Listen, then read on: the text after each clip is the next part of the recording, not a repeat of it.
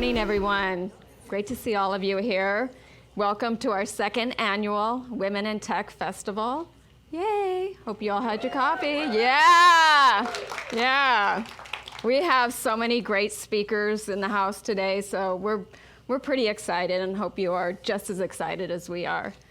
My name is Denise Cardozo. In case you don't know me, I am the Executive Director of Silicon Valley Forum, and we are the organization who has organized this event for you today.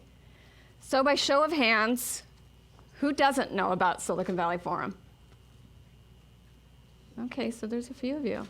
All right, so brief pitch about what we do.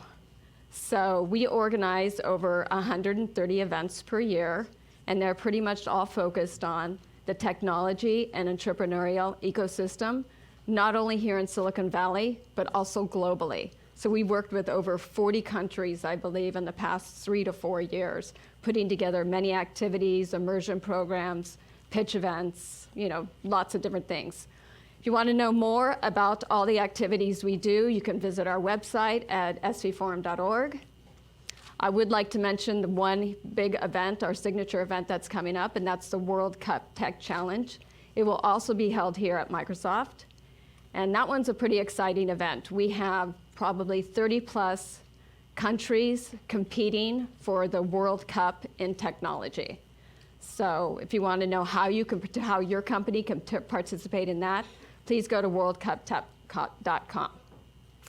So now, after I said that, how many of you understand what Silicon Valley Forum does?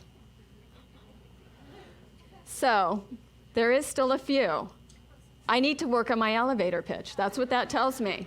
Okay, on my task list to do. We need to know it better. We do a lot of many cool things, so.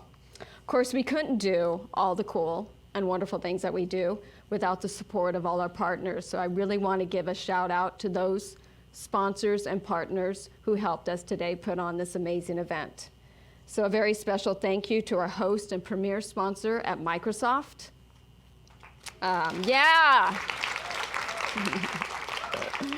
Our gold sponsor, Sugar CRM. I don't know if anybody from Sugar's in the audience right now. They have a demo booth in the expo hall. If you don't know what they do, their CRM system's amazing, and they will get your business organized. So I would suggest stopping by their booth. We would like to also thank our silver sponsors, Carr and Farrell, Boston Private, IBM, Rose Ryan, and Wilson Sonsini. Yay! Thank you. And of course, a couple things I would like to ask of you is that you do tweet. Our digital media manager is crazy about our Twitter feeds. So if you can please tweet at SVForum with our dedicated hashtag, which is, where is it? It's up there? Okay, so it's up there. So please use it. You can also tweet out to me at SFDenise. So, and also want to bring up that during the long intermission for lunchtime, we do have the workshops. There's 3 different workshops, and they're all in the rooms, if you walk out of this going down this way, and it's first come, first serve. So we really want to check those out. So before I introduce our first keynote, I just want to say a couple of things. Organizing today's event was really a labor of love for me. To bring in so many accomplished, fascinating, and inspiring leaders to one room on this stage to not only talk about their incredible journeys as women in tech, but also to talk about the many important issues we face as women in STEM, such as the current gender imbalance, and why aren't more female founders being funded? Why aren't they getting the VC money?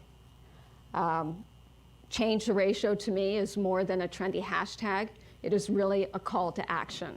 There's work to be done here. And today's speakers really have a few things to say about that. We're also going to hear from women whose stories will remain in our hearts and our minds really for many, many years to come. I hope you're as excited as I am to meet these incredible women today. It is my delight and honor to introduce our first keynote speaker. She is an entrepreneur, an investor, an author, advisor, a humanitarian, and a role model to many. When I first met her, the first thing I thought was like, wow, this woman's a rock star. Please give a warm welcome to Jessica Jackley. Thank you. Thanks. Always got to walk carefully in heels. All right. Thank you so much for the kind, oh, right, this is on my face. Hi. Thank you so much for the kind introduction. Good morning, everyone. It's an honor to be here and to kick this off with you. So it's interesting. I mean, at events like this, so I'm 5'2"-ish, 5'3" with the heels. But I often find at events, gatherings, right, of any size like this, often one of the first things that comes up when you're meeting new people is, hey, I'm so-and-so, and then below in the smaller print, you see company and organization names, and people say, what do you do? And I have mixed feelings about that question, right? Because very rarely do we respond with action words like I do and then say like a verb, right? No, we often say I am. This is very, very much like a case of identity. Who are you? What is however you spend your waking hours day to day, how does that define you? How do you associate with this role that you have in the world among many other roles?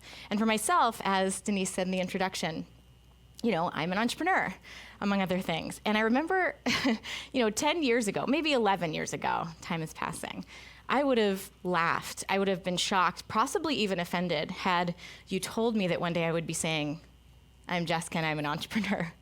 And it's because growing up, I had an incorrect, but I had a particular idea of what entrepreneurship was. So I thought, I had this idea about business and entrepreneurship. I thought it was about making money. Like that was the whole game. That was the point. And I thought, these impressions came from silly places, I get it, but they were sort of embedded in my head. I had this idea that people in business were about taking from the world. I guess they were making things too, and they might be valuable to people, but I thought they were about hoarding and taking money. And again, false impressions. I'll keep qualifying this. And pardon me for like the butt cheek. I just noticed that was in there. Whoops. But I felt like the ideas that I had about business, the people who I saw that were in business didn't feel like me, didn't feel like my people. And in fact, I thought entrepreneurs were like the worst of all. They were the gang leaders. They were instigators. They were starting businesses, right? So they were the enemy. And look, it was a silly black and white way of seeing the world. Business was bad. I guess non-business, maybe non-profits, were good. And if I was going to be on a team, I wanted to be on the team of the good guys, not the bad guys. I didn't want to be about greed and taking. I wanted my life to be about giving and service. Now, look, this is as far as I got for a long time. I didn't know exactly what I wanted to be, but I thought, well, not business. That's a great place to start. And as I looked around for role models and examples of who I wanted to be, I thought, okay, I want to be a giver. I want meaning in my life. Maybe I'll incorporate some of this into my life and into my work if I can. However, I knew myself, and I'm kind of type A, and I just had this impression that I was probably angrier about social problems and maybe more, I don't know, like loose cannon. And I just thought, I can't exactly be her, but maybe I can integrate, like I'll be Mother Teresa-esque, plus a little Wonder Woman mixed in there, right? Plus I wanted to go on adventures, so I'm going to be like Beryl Markham, and she was one of the first African bush pilots, anyway. And I thought someday I'll end up like in Africa on my adventure. Maybe I'll meet Robert Redford. It'll be amazing. And so this was my super well thought out career plan, right? Like mix all these things together, and that's kind of who I wanted to be. Now, in fact, I did end up getting to have this opportunity to go to East Africa about, like 12 years ago. I didn't meet Robert Redford, but instead I actually met other people who had a lot to teach me about what entrepreneurship could be, and what human potential could be. And I'm going to talk to you just about a few of them today. So one of those people was a gentleman named Patrick. I met him in a village on the border of Kenya and Uganda. And when I met him, it was about 10 years ago, 11 years ago, he told me his story, how he had fled the northern area of the country in search of more opportunity, but also in a very reactionary way. A rebel group had attacked his village, and so he left suddenly and only with his brother, the clothes on his back, no shoes on his feet, just ran. So he had to flee, and he lost everything. He lost all the rest of his family. He had really very little education. He had no possessions, and he sort of resettled in this, this village on the Kenya-Uganda border with distant family because after what he had been through, he wanted to be near any family at all that he could find. So here's this young man with nothing to his name, very little, experience that would lead anybody on the outside to believe that he could go make something great of his life. He had almost nothing, right? But Patrick knew that having nothing didn't mean becoming nothing. And so as he told his story to me, one day, after he was sort of getting his bearings in this new place, he was sitting, kind of watching the sun come up, and his stomach is growling. He's thinking about how he's going to feed himself and his brother. And every day he had to figure this out. What was his plan? How was he going to survive? And he told me that he had this sort of lightning bolt aha moment, this moment of inspiration. And he sort of looked down where his hand was resting on the ground where he sat, and he started to dig. Now, not theoretical, not like cliche style, roll up your hands, roll up your sleeves, get your hands dirty. Like he literally started to dig into the dirt with his bare hands. And as he dug, and then he got a stick and a piece of metal and started to dig more and deeper. And as he dug, he learned, and he found clay deposits. He learned that if he could unearth this clay and mix it with water, he could shape it with his bare hands. And although it was rough and misshapen at first, he could form bricks. They cracked and crumbled at first, but he practiced. He got better and better. He found the better clay. He mixed it in the right consistency. He got better until he could make bricks that were good enough to sell. Now, at first he could sell them, for only the equivalent of fractions of a penny each, but he did it. And he saved up, and he did that again and again and again. And soon, might not seem like a very big deal, but soon he was able to buy something that looked like this. Now, by the way, caveat, these are representative pictures. I didn't know I'd be giving this talk 11 years ago, so I didn't capture all the moments, but looked like this brick mold. Instantly, his production doubled. Instantly, the quality went way up because the bricks were evenly and consistently shaped and sized. They were stronger. He could pack in the mud differently. He was able to sell those bricks for a little bit more. And he did that again and again. I think you can see where this goes, right? At first, he dried his bricks in the sun, and that was fine. They were strong enough. But he knew that if he learned how to fire them in a kiln and bake them, he could sell them for more. So that's what he did. He saved up more money, took a bicycle taxi into a nearby village, sort of apprenticed for a short while with a gentleman there that was able to build a kiln like this. He learned how to do it, went back and started to do this himself. And so what did he do? He sold the kiln-fired bricks for a little bit more, saved up, eventually was able to buy, a shovel and a trowel and these more professional implements. So by the time I met him, just a few years into this particular season of life for him, this particular journey, Patrick was able to hire his brother and 2 others. He had rebuilt an entire home for himself and his brother from scratch out of, with the bricks that he had pulled from the earth with his bare hands. And he was thriving. He had a business. He was an entrepreneur. His story, of course, was one of several, many, hundreds, that I heard that were incredibly inspiring. But I heard other stories too that were equally important to me in my journey and equally inspiring, but in a different way. So that was Patrick. I met Fatuma about 700 miles due south of where I met Patrick. She lived in a village outside of Dodoma, Tanzania. And by the way, I should back up and say this. I was in East Africa because I had heard a talk about microfinance when I had been an administrative assistant at the Stanford Graduate School of Business, where I worked as my first job out of college. And I stayed late after work, heard this lecture, learned about microfinance. That was my aha moment. And much to my parents' dismay, I quit my job and begged my way into a free, an unpaid internship with an organization here in the Bay Area called Village Enterprise. They're amazing. And they provide $100 grants, not even loans, grants to individuals that are ready to sort of get on that first rung of the economic ladder. Did I know or even care about the difference between grants and loans? No, not really. I had studied philosophy and poetry. It was good enough for me to start to learn about this microfinance thing. So I was there in the spring of '04. Yeah, that's right, spring of '04, learning about what it looked like to receive $100 and start or grow a small business like Patrick, right, had done. And like Fatuma had done. So that's why I was there, and that's why I had this wonderful excuse to get to know great entrepreneurs like the folks I'm telling you about. So I met Fatuma, and I'm there with this charge. I'm supposed to learn about her and her business. Did she get the $100? How did it work out for her? How had her standard of living changed since she had received this money, et cetera, et cetera?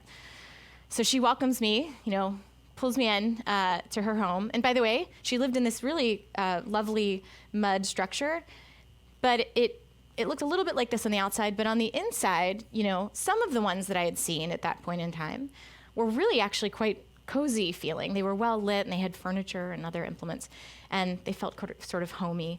Fatuma's was not this way, for the record. Hers looked and felt a lot more like this.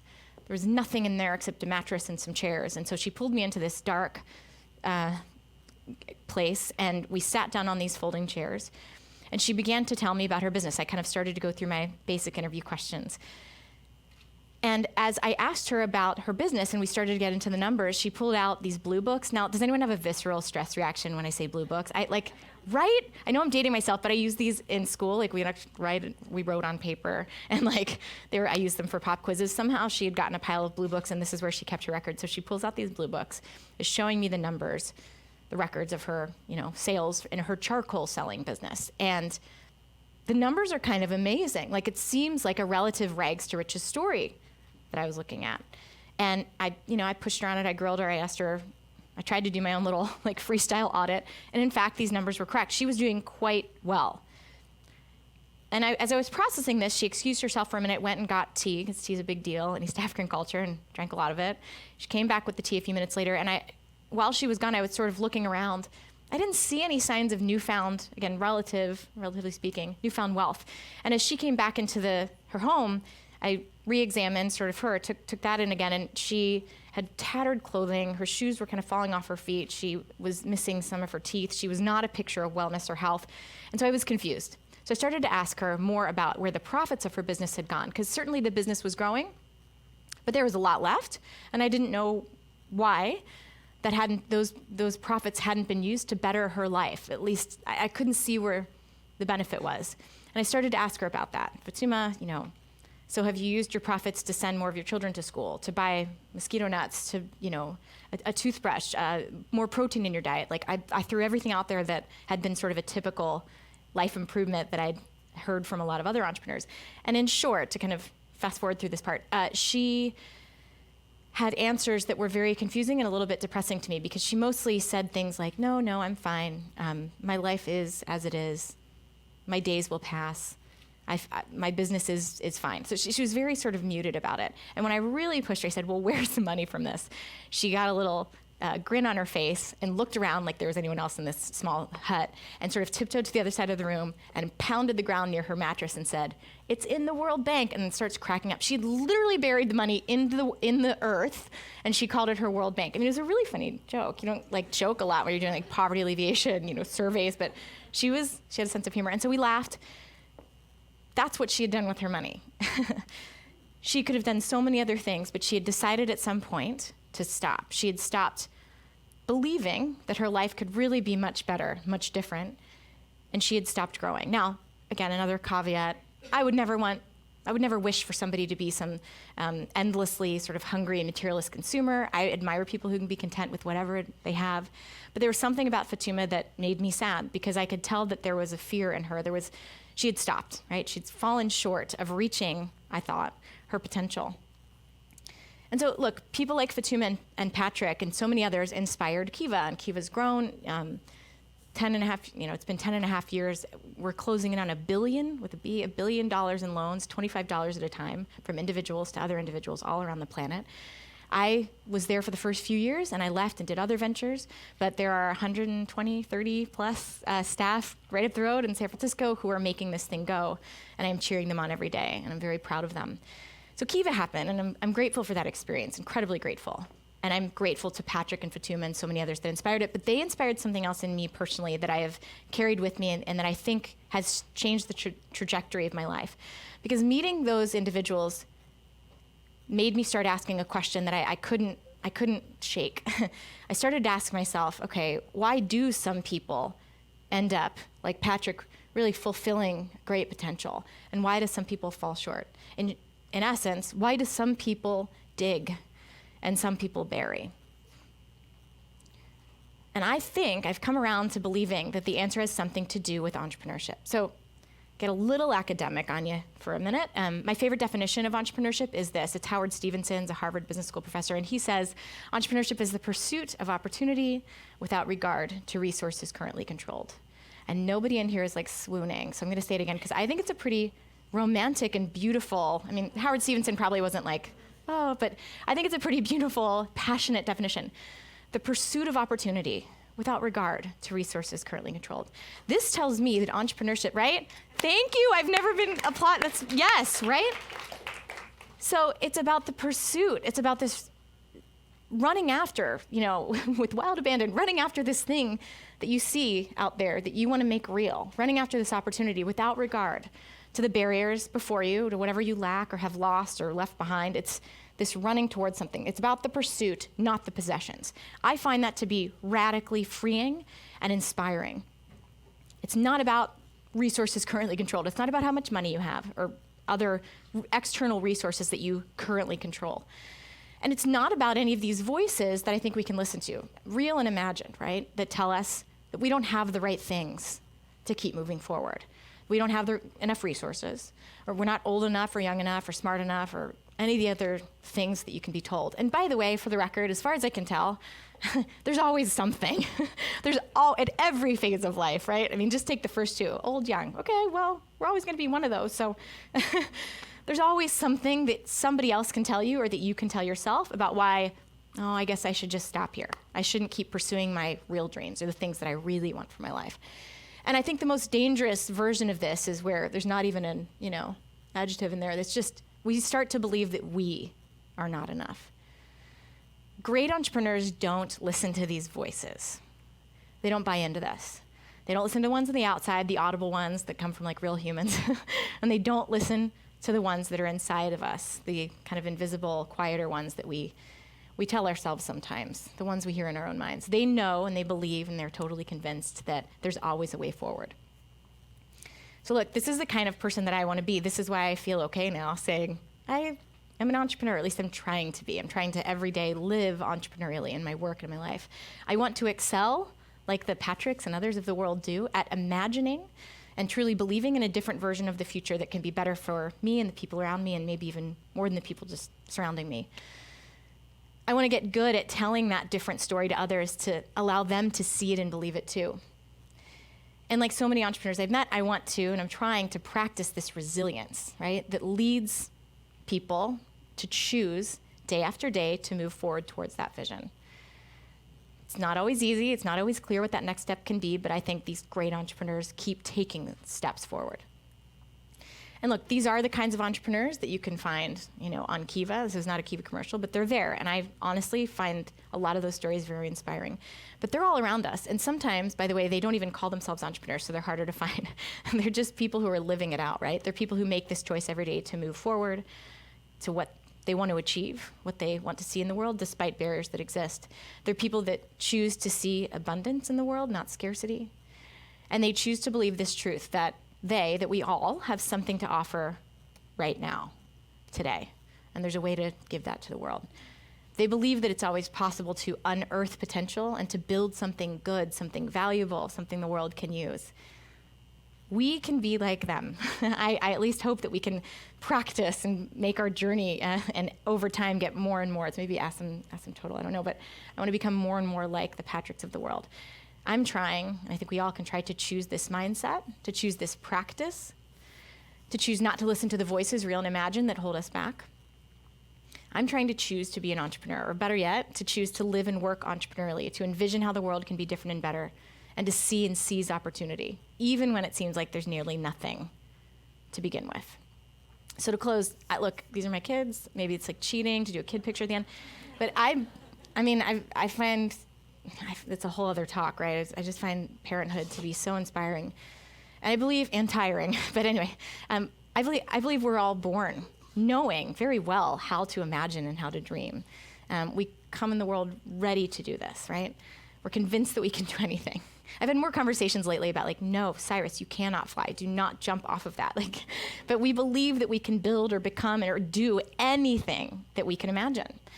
And I don't think we actually lose this ability to dream. I think, unfortunately, sometimes as time passes and we hear different voices, different stories about how the world is, we end up burying this ability, but it's there.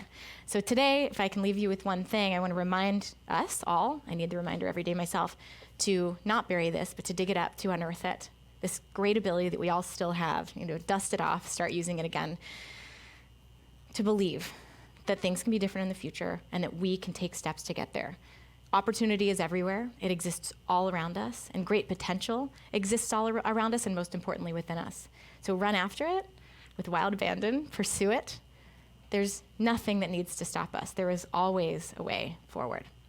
Thank you.